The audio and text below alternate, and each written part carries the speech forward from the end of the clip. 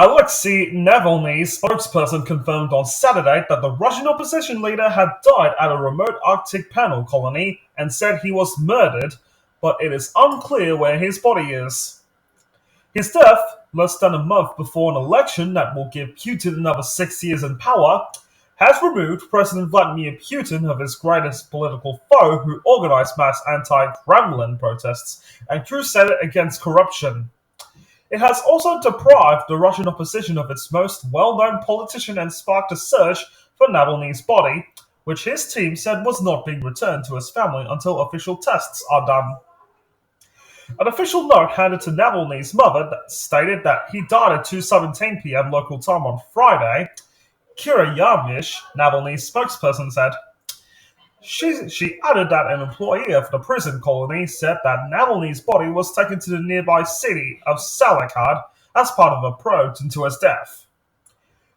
Ivan Zaldanov, the director of Navalny's anti-corruption foundation, wrote on X, formerly Twitter, that Navalny's mother had been told by prison officials that her son had perished due to sudden death syndrome when she arrived at his former penal colony Saturday with one of the politician's lawyers. When a lawyer and Navalny's mother visited the morgue in Salakad, it was closed. Navalny's team wrote on their Telegram channel. The lawyer called the morgue and was told that Navalny's body is not there, his team said. Another of Navalny's lawyers went to Salakad's investigative committee and was told that the cause of Navalny's death had not yet been established, and that the new investigations are being done with the results to be released next week. Yarmysh said. Russia's investigative committee, Yarmysh said, informed his team that the body that would not be handed over to his relatives until those investigations have been completed.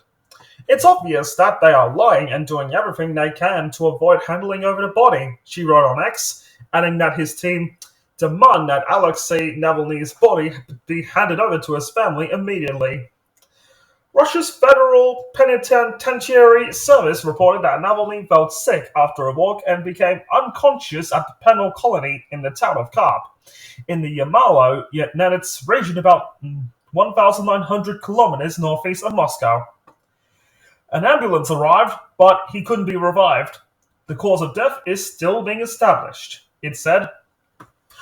Maria Peck, can't pronounce that name, head of the board of Navalny's anti-corruption foundation, said the opposition leader would live on forever in millions of hearts. Navalny was murdered. We still don't know how we'll keep on living, but together we'll think of something, she wrote on X. Arrests continued Saturday after more than about 100 people were detained in various Russian cities when they came to lay flowers in memory of Navalny at the memorials to the victims of Soviet-era purges, according to OVD Info, a group that monitors political repression in Russia. The tributes were removed overnight, but people continued trickling in with flowers on Saturday. In Moscow, a large group of people chanted "Shame" as police dragged a screaming woman from the crowd, video shared on social media showed. More than 10 people were detained at a memorial in St. Petersburg, including a priest who came to conduct a service for Navalny there. In other cities across the country, police cordoned off some of the memorials and officers were taking pictures of those who came and writing down their personal data in a clear intimidation attempt. After the murder of Alexei Navalny, it's absurd to perceive Putin as the supposedly legitimate head of the Russian state. He is a thug who maintains power through corruption and violence, Ukrainian President Volodymyr Zelensky said at a Munich security conference on Germany Saturday. Just yesterday, he tried to send us all a clear message. As the Munich security conference opened, Putin murdered another opposition leader, Zelensky said.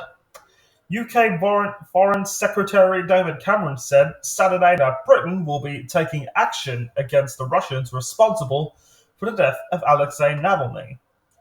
Speaking to broadcasters in Munich, Cameron said there should be consequences for appalling human rights outrages like this. He said Britain would look at whether there are individual people that are responsible and whether there are individual measures and actions we can take. Cameron did not say whether the response would consist of financial sanctions or other measures. US President Joe Biden on Friday said Washington doesn't know exactly what happened, but there is no doubt that the death of Navalny was a consequence of something Putin and his thugs did. The Kremlin bristled Friday at the outpouring of anger from world leaders, with Putin's spokesman, Dmitry Peskov, saying the statements are unacceptable and outrageous, noting that medics haven't issued their verdict on the cause of Navalny's death. Navalny had been jailed since January 2021, when he returned to Moscow to face a sudden arrest after recuperating in Germany for nerve agent poisoning he blamed on the Kremlin.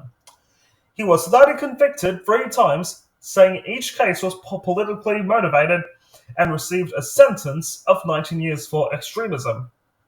After the last verdict, Navalny said he understood he was serving a life sentence, which is measured by the length of my life or the length of life of this regime. The news of Navalny's death comes less than a month before the election that will give Putin another 6 years in power. It shows that the sentence in Russia now for opposition is not merely imprisonment, but death, said Nigel Gold-Davies, a former British ambassador to Belarus and senior fellow for Russia and Eurasia at the International Institute for Strategic Studies in London. Hours after Navalny's death was reported, his wife, Yulia Navalnaya, made a dramatic appearance at the Munich conference. She said she was unsure if she could believe the news from official Russian resources. But if this is true, I want Putin and everyone around Putin's friends, his government, to know that they will bear responsibility for what they did to our country, to my family, and to my husband.